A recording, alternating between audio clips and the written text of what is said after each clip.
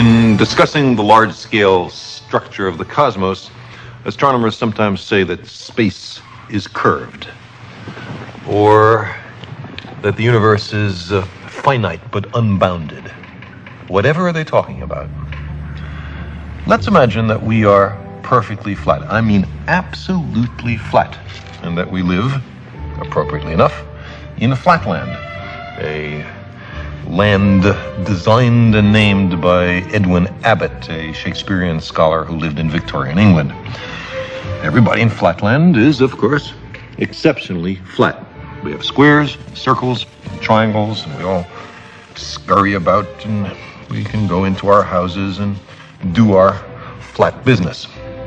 Now, we have width and length, but no height at all. Now, these little cutouts have some little height, but let's ignore that. Let's imagine that these are absolutely flat.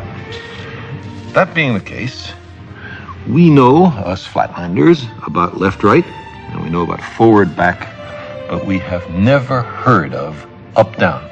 Let us imagine that into flatland, hovering above it, comes a strange three-dimensional creature which, oddly enough, looks like an apple. And the three-dimensional creature sees an attractive, congenial-looking square, watches it enter its house, and decides in a gesture of interdimensional amity to say hello. "Hello," says the three-dimensional creature. "How are you? I am a visitor from the third dimension." Well, the poor square looks around his closed house, sees no one there, and what's more, has witnessed a greeting coming from his insides, a voice from within. He surely is getting a little worried about his sanity. The three-dimensional creature is unhappy about being considered a psychological aberration, and so he descends to actually enter flatland. Now, a three-dimensional creature exists in flatland only partially. Only a plane, a cross-section through him can be seen. So when the three-dimensional creature first reaches flatland, it's only the points of contact which can be seen, and we'll represent that by stamping the apple in this ink pad and placing that image in flatland. And as the apple were to descend through, slither by flatland, we would progressively see higher and higher slices, which we can represent by cutting the apple. So the square, as time goes on, sees a set of objects mysteriously appear from nowhere and inside a closed room and change their shape dramatically. His only conclusion could be that he's gone bonkers. Well, the apple might be a little annoyed at this conclusion, and so, not such a friendly gesture from dimension to dimension, makes a contact with the square from below and sends our flat creature fluttering and spinning above flatland. At first, the square has no idea what's happening. He's terribly confused. This is utterly outside his experience. But after a while, he comes to realize that he is seeing inside closed rooms in flatland. He is looking inside his fellow flat creatures. He is seeing flatland from a perspective no one has ever seen it before, to his knowledge. Getting into another dimension provides as an incidental benefit a kind of X-ray vision. Now our flat creature slowly descends to the surface, and his friends rush up to see him. From their point of view, he has mysteriously appeared from nowhere. He hasn't walked from somewhere else. He's come from some other place. They say, "For heaven's sake, what's happened to you?" And the poor square has to say, "Well, I was in some other mystic dimension called up." And they will pat him on his side and comfort him, or else they'll ask, "Well, show us, where is that third dimension? Point to it." And the poor square will be unable to comply. But maybe more interesting is the other direction in dimensionality. What about the fourth dimension? Now, to approach that, let's consider a cube. We can imagine a cube in the following way. You take a line segment and move it at right angles to itself in equal length. That makes a square. Move that square in equal length at right angles to itself, and you have a cube. Now, this cube, we understand, casts a shadow. And that shadow we recognize. It's, ordinarily drawn in third grade classrooms as two squares with their vertices connected. Now, if we look at the shadow of a three-dimensional object in 2 dimensions, we see that, in this case, not all the lines appear equal. Not all the angles are right angles. The three-dimensional object has not been perfectly represented in its projection in 2 dimensions, but that's part of the cost of losing a dimension in the projection. Now, let's take this three-dimensional cube and project it, carry it through a 4th physical dimension. Not that way, not that way, not that way, but at right angles to those 3 directions. I can't show you what direction that is, but imagine that there is a 4th physical dimension. In that case, we would generate a 4-dimensional hypercube, which is also called a tesseract. I cannot show you a tesseract because I and you are trapped in 3 dimensions. But what I can show you is the shadow in 3 dimensions of a 4-dimensional hypercube or tesseract. This is it. And you can see it's 2 nested cubes, all the vertices connected by lines. And now the real tesseract in 4 dimensions would have all the lines of equal length and all the angles right angles. That's not what we see here, but that's the penalty of projection.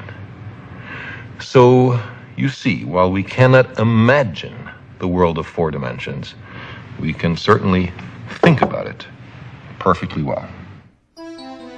Now, imagine a universe just like Flatland, truly 2-dimensional, and entirely flat in every direction, but with one exception. Unbeknownst to the inhabitants, their 2-dimensional universe is curved into a 3rd physical dimension, maybe into a sphere, but at any rate, into something entirely outside their experience.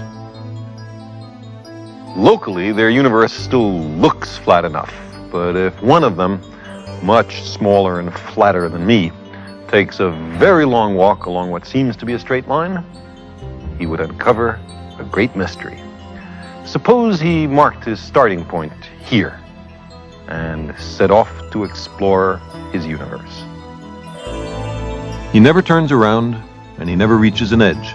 He doesn't know that his apparently flat universe is actually curved into an enormous sphere. He doesn't sense that he's walking around a globe. Why should his space be curved? Because there's so much matter in this universe that it gravitationally warps space, closing it back on itself into a sphere. But our Flatlander doesn't know this. After a long while, you'll find he somehow returns to his starting point. There must be a 3rd dimension. Our Flatlander couldn't imagine a 3rd dimension, but he could sure deduce it. Now, increase all the dimensions in this story by 1, and you have something like the situation which many cosmologists think may actually apply to us. We are 3-dimensional creatures trapped in 3 dimensions. We imagine our universe to be flat in 3 dimensions, but maybe it's curved into a 4th. We can talk about a 4th physical dimension, but we can't experience it. No one can point to the 4th dimension. I mean, there's left, right, and there's forward, back, there's up, down, and there's some other directions simultaneously at right angles to those familiar 3 dimensions. Now, imagine this universe is expanding. If we blow it up like a 4-dimensional balloon, what happens? An astronomer on a given galaxy thinks all the other galaxies are running away from him. The more distant the galaxy, the faster it seems to be moving. This is just what Humason and Hubble found. On the surface of this curved universe, there is no boundary or center. The universe can be both finite and unbounded. The redshift of the distant galaxies seemed to imply to Humasson's contemporaries that we were at the center of an expanding universe, that our place in space was somehow privileged. But if the universe is expanding, whether or not it's curved into a fourth dimension, observers on every galaxy will see precisely the same thing. All the galaxies rushing away from them as if they had made some dreadful intergalactic social blunder. If there's enough matter to close the universe gravitationally, then it's wrapped in on itself like a sphere. If there isn't enough matter to close the cosmos, then our universe has an open shape extending forever in all directions. This saddle universe is only one of an infinite number of possible kinds of open universes. Unlike such closed universes as the sphere, open universes have in them an infinite amount of space. If our universe is in fact closed off, then nothing can get out, not matter, not light. We would then be living inside a black hole. There is one possible way out, though, a hypothetical tunnel or wormhole through the next higher dimension, a place sucking in matter and light. Can we find such a wormhole? Could we survive the trip? We might emerge in some other place and time, perhaps in another universe, or perhaps somewhere else in our own. If you want to know what it's like inside a black hole, look around. But we don't yet know whether the universe is open or closed. More than that, there are a few astronomers who doubt that the redshift of distant galaxies is due to the Doppler effect, who are skeptical about the expanding universe and the Big Bang. Perhaps our descendants will regard our present ignorance with as much sympathy as we feel to the ancients for not knowing whether the Earth went around the sun. If the general picture, however, of a Big Bang followed by an expanding universe is correct, what happened before that? Was the universe devoid of all matter and then the matter suddenly somehow created? How did that happen? In many cultures, the customary answer is that a god or gods created the universe out of nothing. But if we wish to pursue this question courageously, we must, of course, ask the next question. Where did God come from? If we decide that this is an unanswerable question, why not save a step and conclude that the origin of the universe is an unanswerable question? Or, if we say that God always existed, why not save a step and conclude that the universe always existed, that there's no need for a creation, it was always here? These are not easy questions. Cosmology brings us face to face with the deepest mysteries. 영상을 보셨습니다. 왜 그 영상을 봤는지 저희가 말씀 훈독을 하고 같이 좀 살펴보도록 하겠습니다. 주보에 3페이지를 펴서 훈독 말씀을 같이 훈독할 때 천진 참 부님의 은혜가 식금들의 가슴에 가득하기를 기원드리겠습니다. 여러분, 하나님을 보신 분이 있으십니까?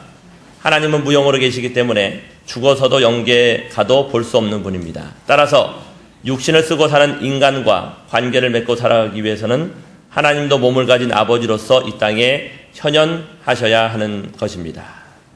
이런 천리 때문에 하나님은 인류의 첫 조상되는 아담, 해와를 창조하셨습니다. 그리고 그들을 통해 하나님은 당신의 모습을 유형과 무형 양면으로 현현하시고자 했던 것입니다. 그렇게 될 경우 유형세계와 무형세계가 조화를 이루어 하나 되는 모습이요 우주가 하나 되는 것을 상징하기도 합니다. 그렇다면 육신을 갖고 태어난 인간으로서 어떻게 하면 무형으로 계시는 하나님의 몸이 될 수 있는 것입니까? 하나님의 속성은 절대사랑, 유일사랑, 불변사랑, 영원사랑입니다. 하나님의 이런 속성을 온전히 전수하여 창조한 최고의 걸작품이 인간입니다. 유한한 물질 세계의 원리 원칙을 토로하여 만든 육신은 영원할 수가 없습니다. 그래서 하나님은 아담과 해와가 완성에 이르면 그들 속에 내재하여 완전 일체를 이룸으로써 아담이자 하나님이요 하나님이자 아담인 영원한 참 사람인 부모의 관계를 맺고자 했던 것입니다. 만일 아담과 해와가 타락하지 않고 하나님의 계명을 지켜 개인 완성을 이루고 하나님의 축복 아래 결혼식을 올릴 수만 있었더라면 그들의 자녀들은 물론 대대손손 영원히 하나님의 속성을 상속받고 사는 하나님의 몸이 되었을 것입니다.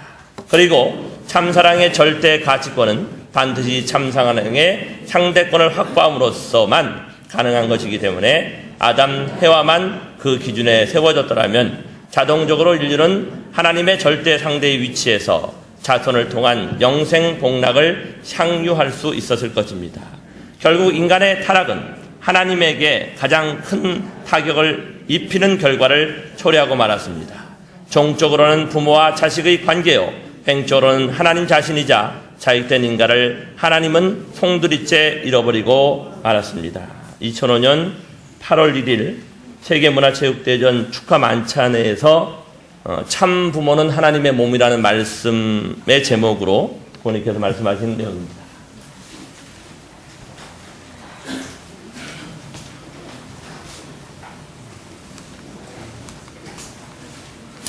네, 식구 여러분 안녕하십니까? 반갑습니다.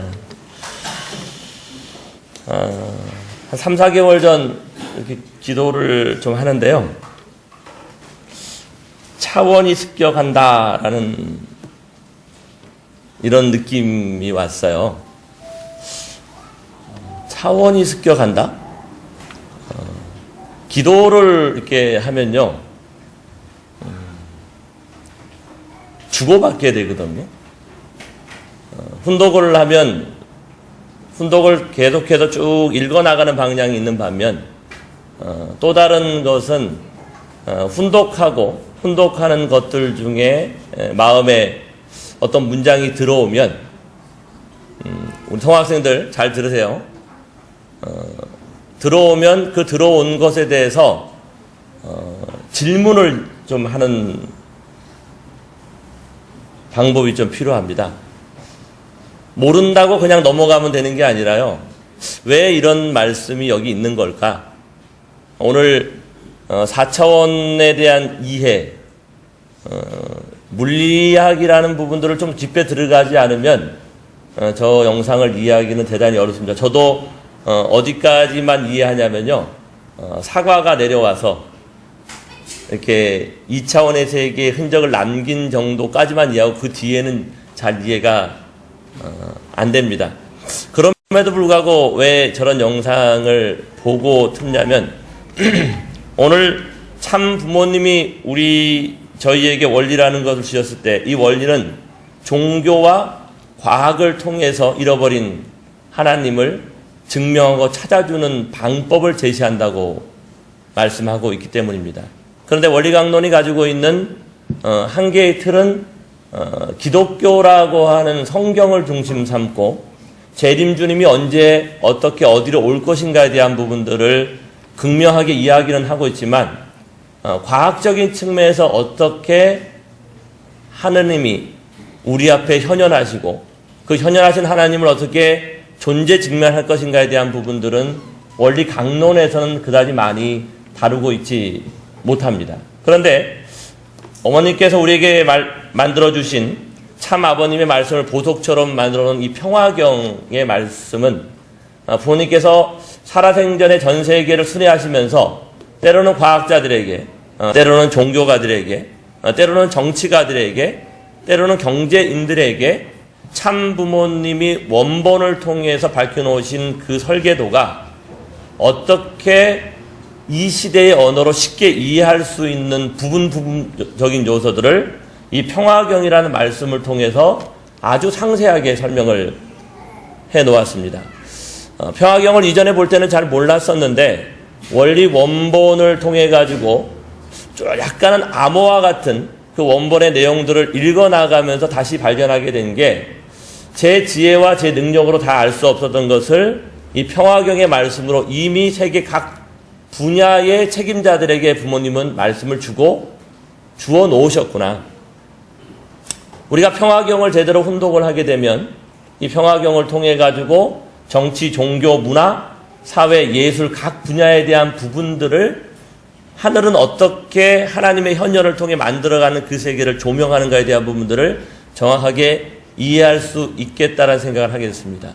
다시 앞으로 돌아가서 우리가 기도를 할 때 질문을 던져야 됩니다. 기도한다고 그냥 내 얘기만 계속하는 것이 아니라 항상 기도는 뭐와 함께 가야 되냐면 말씀과 함께 가야 됩니다. 부모님께서는 오늘 훈독의 말씀을 통해 가지고 각 가정의 훈독회의 전통이 정착되는 날에는 사탄의 피가 준동치 않을 것이라는 말씀을 주고 계십니다. 그 훈독회의 전통 속에 우리가 한 가지 더 전진해 가야 될 것은 훈독을 하고 묵상을 해야 된다는 거죠. 어떤 말씀이 있을 때 그 말씀에 대한 부분들을 내가 이해하지 못하거나 내 마음속에 파동이 오면 그 파동이 오는 것에 대해서 물어야 됩니다. 하나님, 아버님, 어머님, 왜 이런 말씀이 제 마음속에 남아집니까? 그러면요, 대화를 안 해봐서 그렇지 그 대화를 시작하면 느낌이 와요. 야, 이거는 이런 이유 때문에 그런 거지.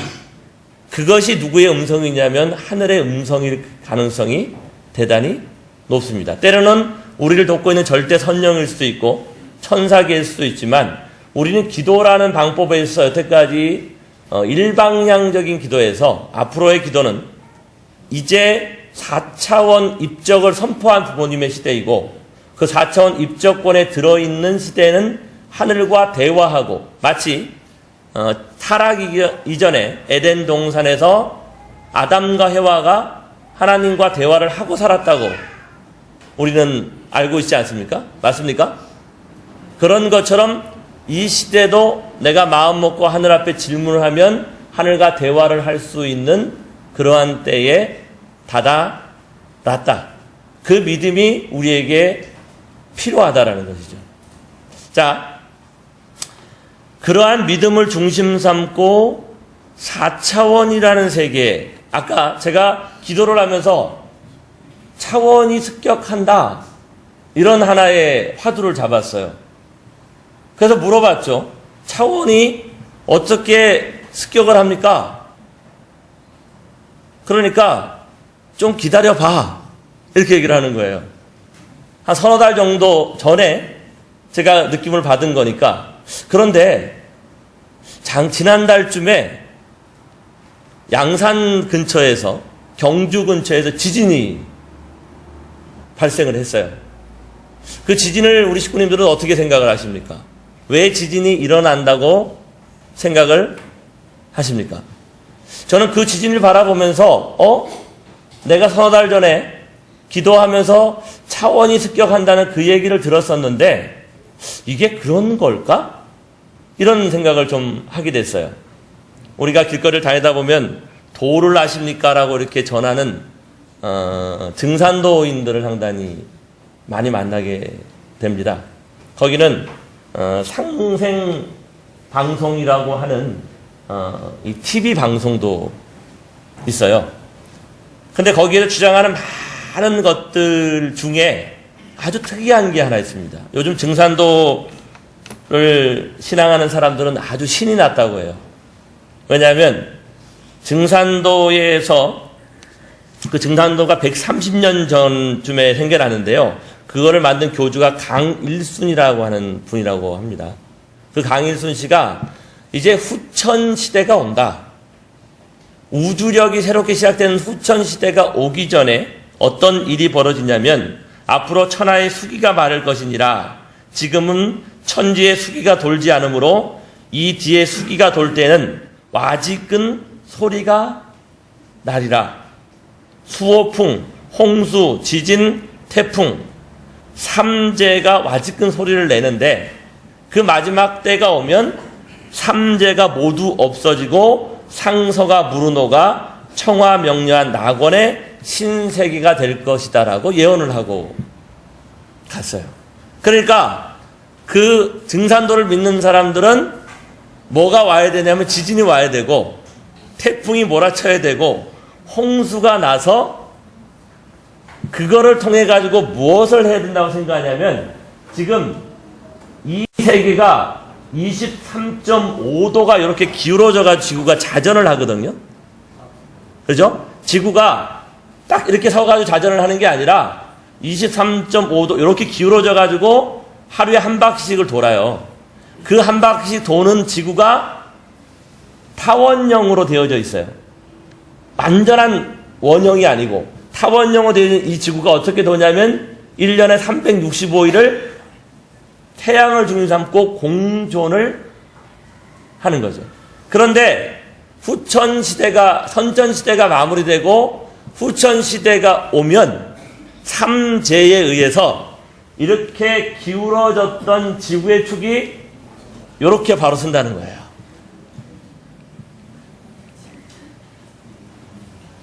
그러면서 증거를 이렇게 얘기를 하는데 지난번 진도 9에 일본의 쓰나미가 지진이 나고 쓰나미가 몰아닥쳐가지고 일본 열도가 1.5m 정도 옆으로 밀려났다. 이렇게 이야기를 합니다. 뭐 과학자들이 그렇게 얘기했다 그래요. 그리고 한반도도 5cm 정도 옆으로 밀려갔다. 최근에 5.8 대한민국에서 관측 이래 제일 큰 지진이 일어났지 않습니까? 저희도 아파트에 사는데 아파트가 흔들거리더라고요. 그리고 지금 그 이후에 여진이 한 450차례 정도 계속 되고 있다는 거죠. 그러니까 증산도인들은 뭘 얘기하냐면 이렇게 기울어져 있는 지진이 발생해서 이 축이 점점점 어떻게 해요? 이렇게 돌아가서 지구가 정오가 되면 바로 선다는 거예요. 믿을 수 있습니까?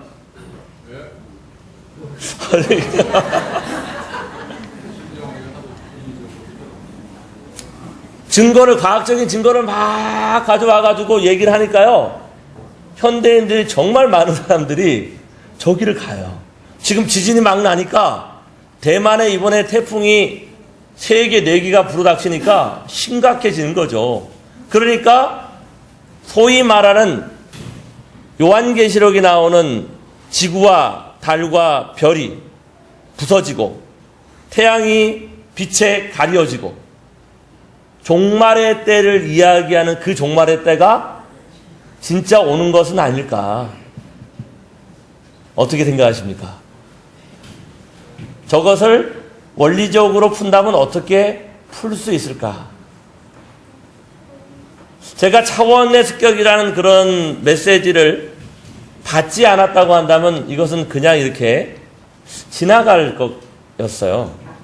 그런데 서너 달 전에 차원의 습격이 있을 것이다. 이런 느낌을 받았고, 그런데 지진이 일어났고, 그 지진이 멈추지 않고 지금도 여진이 계속되고 그게 앞으로도 더 계속될 것 같은 느낌을 가지면서 이게 도대체 무엇을 의미하는가를 깊이 있게 좀 우리는 이 자리에 통해서 논해야 됩니다. 그것이 오늘 참 보내주시는 이 천일국 성물과 어떤 연관성을 갖는지까지 같이 우리는 고민을 해보아야 됩니다. 세상은 어떤 종교의 교주들이나 기도를 열심히 하는 사람들이나 예언가들 앞에 앞으로 일어날 일들에 대한 부분들을 보여주십니다. 그런데 그 보여주는 것이 문자 그대로 보여주는 것이 아니라 그것은 어떤 것을 상징하는 것으로 보여주는 경우가 대단히 많습니다.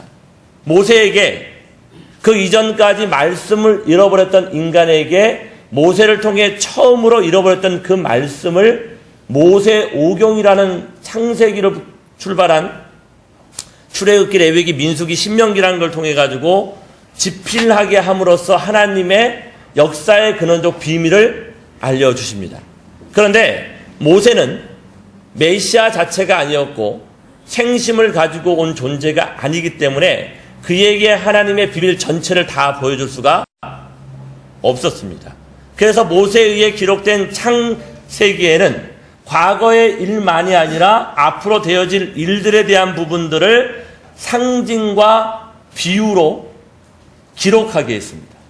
그래서 에덴 동산에 선악을 알게 하는 나무와 생명나무가 있었고, 그 선악을 알게 하는 나무와 생명나무라는 것이 무엇인가에 대한 부분들을 정확하게 기록하지 않았습니다. 거기에 아담 해와가 있고 뱀으로 표시된 한 존재가 와서 선악과를 따먹게 함으로써 인간이 타락되었다는 내용까지만 기록을 하고 있는 것이 구약 성경의 핵심입니다. 그러면 이 부분들을 우리는 어떻게 해석하고 이해할 것인가에 대한 부분들을 이 시대 참 부모님은 원리로서 설명하고 있죠. 그 선악을 알게 하는 나무라는 것은 무엇을 상징하는 거냐면 완성한 해와를 상징하는 것이다.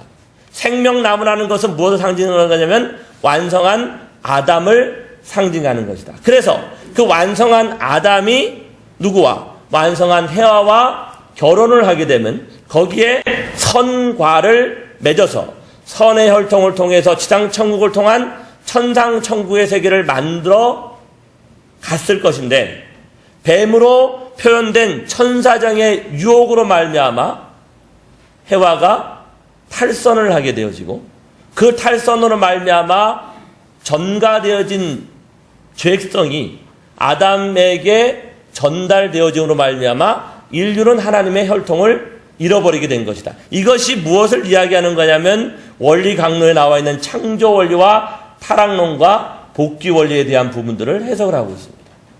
그러면 우리가 한 단계 더 나아가서 이것이 이렇게 바로 선다는 것은 부모님의 입장에서 무엇을 이야기할 것인가에 대한 창조 이상적인 관점에서 본향이라는 것을 이해할 수만 있다고 한다면, 오늘 이 시대에 왜 지진이 일어나고 왜 증산도에서는 지구의 축이 바로 선다라는 정오를 이야기하는가, 거기에 우리는 몇 가지 단어들을 유추해 볼 수 있어요.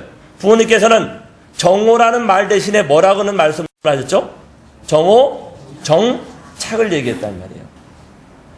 하늘은, 남자는 하늘이에요. 여자는 뭐죠? 땅이죠. 그 남자를 대표하는 존재가 누구냐면 아버지고, 그 여자를 대표하는 존재가 어머니입니다. 그 아버지를 대표하는 존재가 문선명 참 아버님이시고, 여자를 대표하는 존재가 문선명 참 어머니십니다. 그러면 여기 계신 윤원을 장로님은 아버지에 속하는 자입니까? 어머니에 속하는 자입니까? 그게 아니라는 거죠. 내가 남자기 때문에 아버지에 속하는 자다, 이렇게 생각하는 것이 그냥 기존의 생각이라고 한다면, 우리는 어머니에 속하는 자들입니다. 왜냐하면 땅에 속하는 자들이기 때문입니다. 이 세상에 아버지에게 속하는 자, 하나님에게 속하는 자는 유일하게 누구냐면 아버님밖에 없는 거예요. 자, 그래서 본문의 말씀을 이 관점에서 다시 한번 훈독해 볼 필요가 있습니다. 이 말씀이 2005년 8월 1일 날 세계문화체육대전에서 아버님께서 발표하신 말씀인데, 이 말씀의 제목이 뭐냐면 참 부모는 하나님의 몸이다라는 말씀의 제목입니다. 다시 한번 집례자와 식구들을 훈독을 한번 해보겠습니다. 여러분, 하나님을 보신 분이 있습니까? 하나님은 무형으로 계시기 때문에 죽어서 영계에 가도 볼 수 없는 분입니다. 따라서 육신을 쓰고 사는 인간과 관계를 맺고 살기 위해서는 하나님도 몸을 가진 아버지로서 이 땅에 현현하셔야 하는 것입니다. 읽겠습니다. 이런 천리 때문에 인류의 첫 조상이 되는 아담과 해와를 창조하였습니다. 그리고 그들을 통해 하나님은 당신의 모습을 유형과 무형의 양면으로 현현하시고자 했던 것입니다. 그렇게 될 경우 유형세계와 무형세계가 조화를 이루어 하나가 되는 모습이요, 우주가 하나 되는 것을 상징하기도 합니다. 그렇다면 육신을 갖고 태어난 인간으로서 어떻게 하면 무형으로 계시는 하나님의 몸이 될 수 있는 것입니까?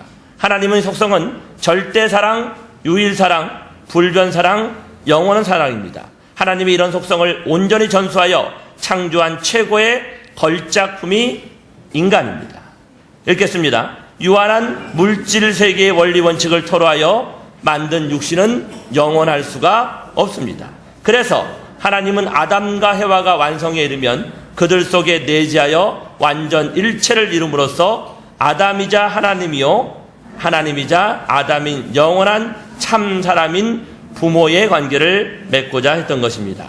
만일 아담과 해와가 타락하지 않고 하나님의 계명을 지켜 개인 완성을 이루고 하나님의 축복 아래 결혼식을 올릴 수 있었더라면 그들의 자녀들은 물론 대대손손 영원히 하나님의 속성을 상속받고 사는 하나님의 몸이 되었을 것입니다. 같이 읽겠습니다. 그리고 참사랑의 절대 가치권은 반드시 참사랑의 상대권을 확보함으로써 가능한 것이기 때문에 아담과 해와가 그 기준에 세웠더라면 자동적으로 인류는 하나님의 절대 상대의 위치에서 자손을 통한 영생 복락을 향유할 수 있었을 것입니다. 결국 인간의 타락은 하나님에게 가장 큰 타격을 입히는 결과를 초래하고 말았습니다. 종적으로는 부모와 자식의 관계요, 횡적으로는 하나님 자신이자 자익된 인간을 하나님은 송두리째 잃고 말았습니다. 타락으로 말미암아 무엇을 잃었냐면 하나님 자신을 잃은 것이다. 무형의 하나님이 유형의 실제 하나님으로 거듭나기 위해서는 이 땅에 당신의 현현체로 아담과 해와라는 존재를 평면적인 존재로 보내주시는 거예요. 자, 제가 지금까지 차원의 이해를 하면서 아까 우리 영상을 통해 가지고 선이라는 것이 1차원이에요. 이해되십니까? 면이라는 것이 2차원이죠. 원과 면은 각이 있고 없고의 차이지 그냥 2차원이죠.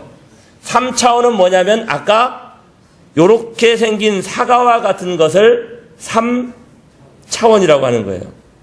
자, 제가 차원 습격을 이해하면서 아버님께서 4차원에서 14차원에 이르는 세계가 있다고 천성경의 맨 마지막 페이지에다가 마지막 기도를 하고 가시면서 이야기를 하셨거든요.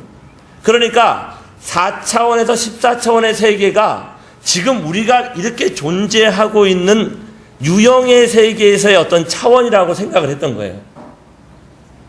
그러니까 지금 우리는 이미 3차원의 세계를 이루어 살고 있는데 또 다른 어떤 세계, 지금 모든 사람이 그렇게 생각하는 거죠. 증산도에서도 지금 이 지구라는 부분들이 뭔가 다른 차원을 통해 가지고 이게 발딱 서서 뭔가 상스러운 세계가 물러가고 평화의 세계가 온다고 생각하는데 그런 차원의 세계를 보면 안 되고 그게 지난번에 말씀드렸던 원형 이정이라고 얘기하는 자연의 순환적인 원리에서의 차원의 습격이 아니라 참 부모님이 하나님의 뜻을 이루신 원형, 본향, 그 참 부모님이 이루신 3차원의 사랑의 세계가, 그죠? 이해가 되십니까? 무형의 하나님이 아담, 해와가 출현해서 2차원이 출현한 거죠. 그죠? 여기 계신 조문자 하나님도 2차원이고 나는 3차원이지만 내 사랑은 남자 혼자서는 2차원이에요. 그 남자가 여자가 붙어야 이게 뭐가 돼요? 구형이 된단 말이에요. 그렇죠?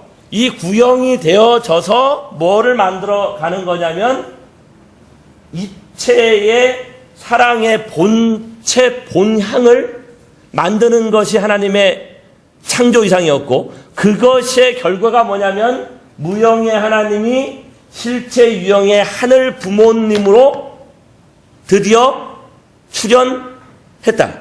그 출현의 과정이 1960년부터 참 부모님의 성원에서부터 7, 8절과 그 다음에 하나님 왕권 즉위식과 그 이후에 천정궁 입궁 대관식과 기원절의 과정과 오늘 이 성문을 나누어 주시는 56주년의 성원까지를 통해 가지고 오늘 우리에게까지 전수해지고 있다. 기존에 우리가 생각하는 참 부모님의 이루심이라는 것이 이런 일을 했고 이런 일을 했고 이런 일을 했고라는 것, 선문대학교를 세웠고 청주교회가 이렇게 세워졌고 워싱턴 타임즈가 만들어졌고 세계일보가 만들어졌고 천정국이 지어졌다는 이 외형적인 모습으로의 관점에서 하나님의 창조 이상인 하늘 부모님이 이 땅에 나타나기 위해서는 참 부모님이 아니고서는 나타날 수가 없다. 그 참 부모님을 통해서 나타나온 사랑의 세계의 심정 세계가 어디를 습격하는 거냐면 따로따로 자기중심적 사랑을 한 이 평면 세계의 사랑권을 흡수하기 시작하는 거죠. 입체 구형 생각해 보십시오. 원이 있어요. 원형 구형이 있는데 이 구가 이러한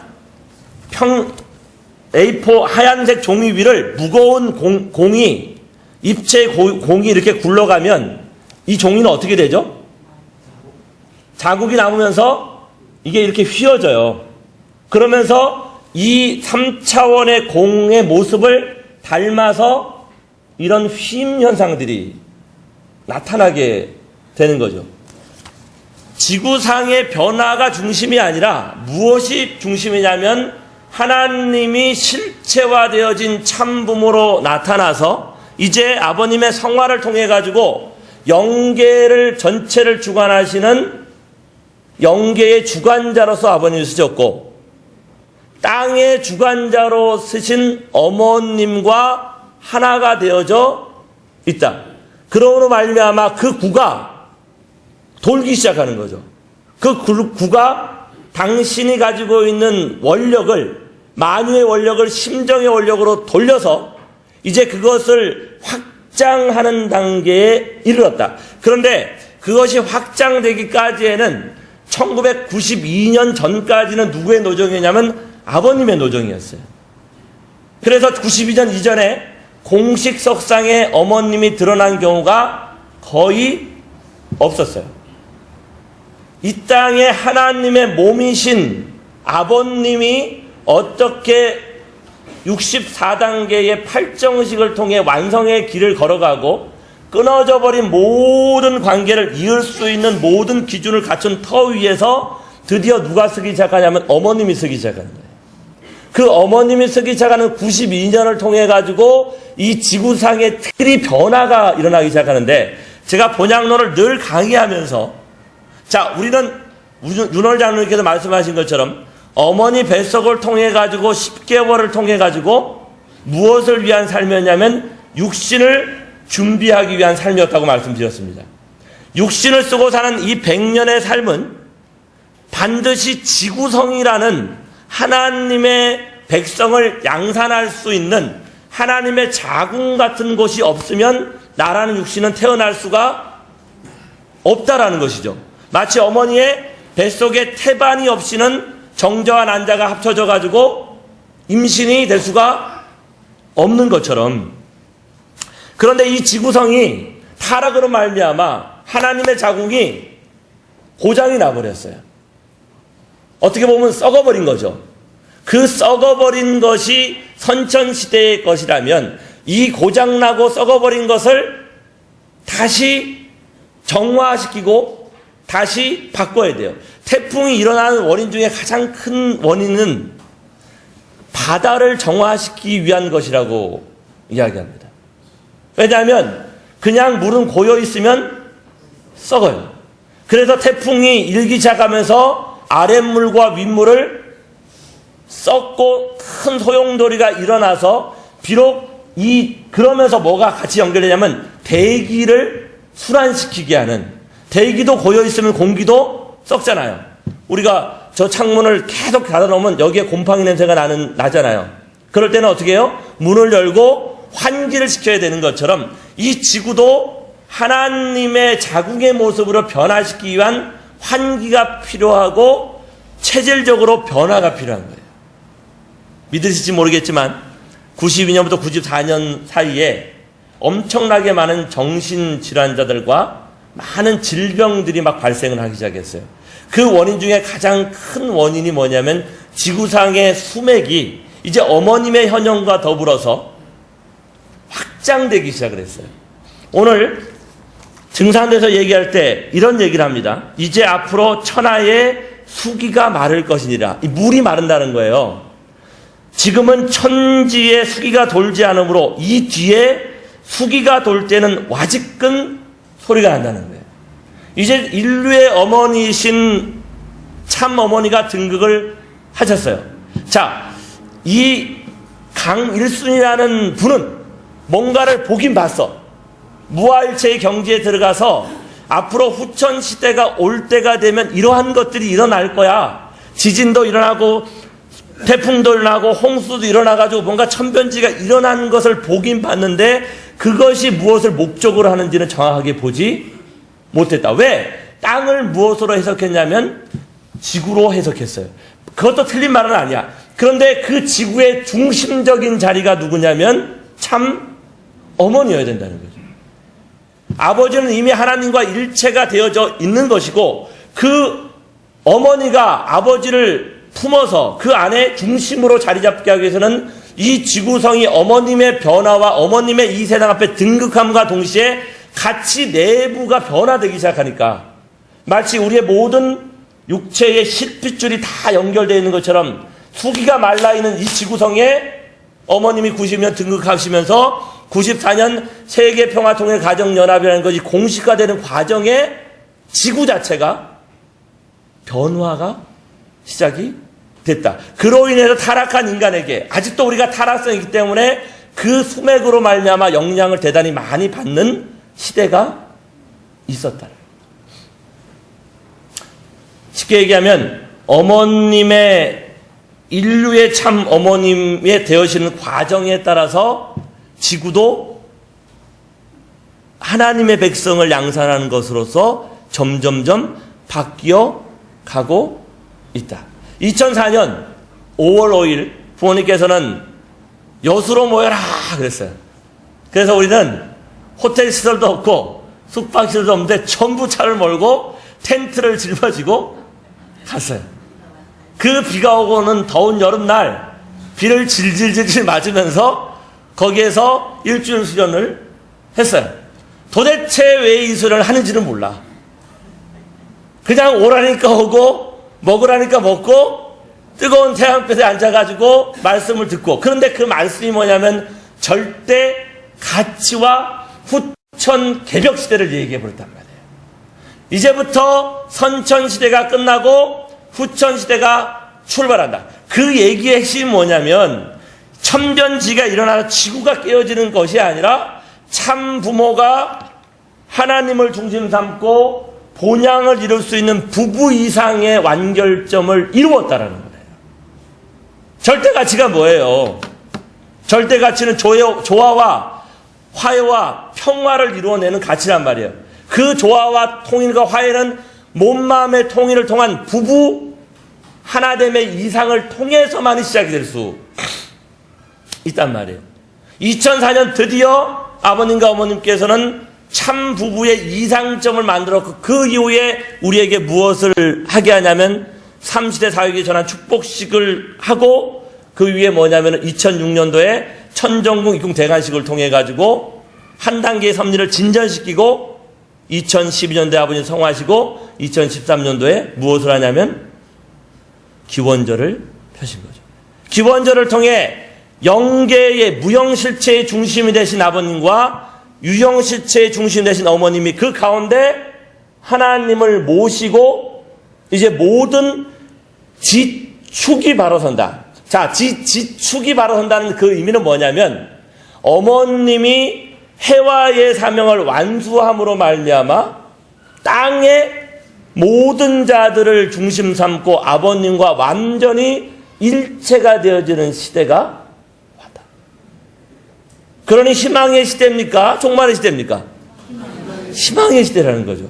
원리하고 정확하게 들어맞는 거죠. 어머님 한 분은 그냥 아버님 한 분은 하나님의 무형의 하나님의 실체이시고, 어머님 뭐냐면 원리하면 이렇게 돼 있어요. 하나님은 피조 세계에 대하여는 남성격 주체로 계시고, 하나님이 남성격 주체인 아버지로 계신다고 한다면 이 피조 세계는 하나님에 대해서 뭐로 있어야 되는 거예요? 여성격 대상으로 있는 거죠. 그런데 이 인간 중에 하나님을 대변할 수 있는 아버님 외에 어머니를 비롯한 우리 모두는 어떻게 해요? 여성격 대상의 위치에 있는 것이다. 그러니 윤원리 장로님은 아버지에 속한 자가 아니라 어머님에 속해서 아버님에게로 가야 일체를 이루는 거죠. 그런데 어머님과 일체가 되기 위해서는 혼자 갈 수 없고 안동원 권사님과 부부의 완성과 거기에 자녀권들을 함께 데리고 어머님과 일체가 되어지면 아버님과는 자동적으로 일체가 되어진다. 그 축을 어머님이 세웠다. 이제 여러분 우리가 갈 수 있는 모든 그 길을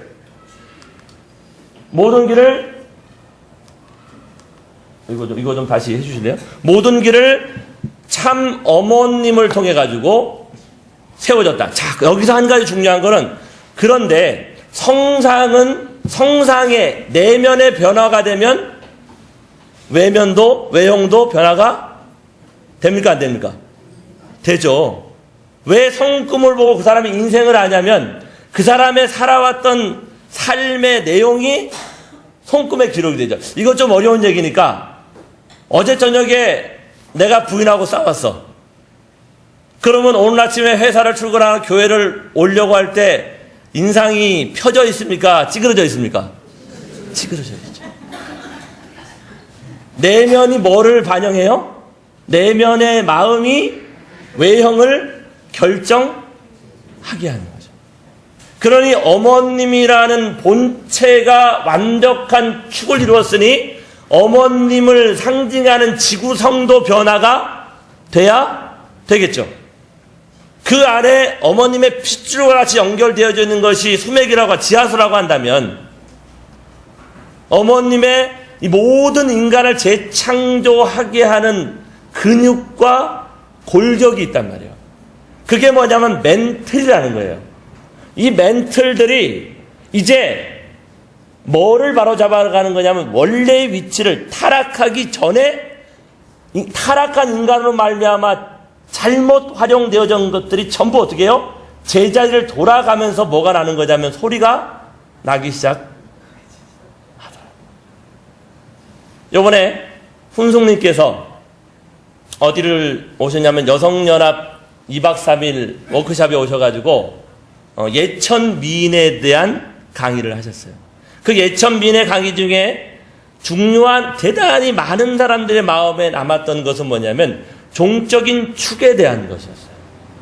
발레를 할 때 가장 기본적인 자세가 뭐냐면 발가락 2개와 한두 개로 어떻게 내 몸을 수직으로 세울 수 있는가가 발레의 가장 기본이라고 합니다. 대강해서 세우긴 세웠는데 약간 삐뚤어져 있는데 그걸 세웠다고 계속 춤을 추면요, 그 사람에게는 잘못된 습관이 만들어져서 그 춤은 원래 정말로 아름다운 곡선을 만들어내지 못한다는 거예요. 우리의 신앙생활도 마찬가지입니다. 그 중심 축의 자리가, 종적인 축의 자리가 명확하게 세워지면 거기서부터 활동을 하고 확장을 하면 하늘이 역사할 수 있는 분위기를 만들어내고 놀라운 기적을 만들어낼 수 있는데, 그 중심 축의 자리가 조금이라도 삐뚤어지면 출발의 자리가 0.1도 삐뚤어지는 것 같지만 시간이 가면 갈수록 이 각도가 점점 벌어져 가지고 다시는 회복할 수가 없다. 인간의 건강도 마찬가지입니다. 인간의 건강도 척추가 얼마나 밸런스 있게 바로 서 있는가에 따라서 인간의 건강도 결정이 되어집니다. 이 지구성의 건강도 마찬가지죠. 그런데 이 지구성의 건강이 타락으로 말미암아 잘못 사용되어짐으로 말미암아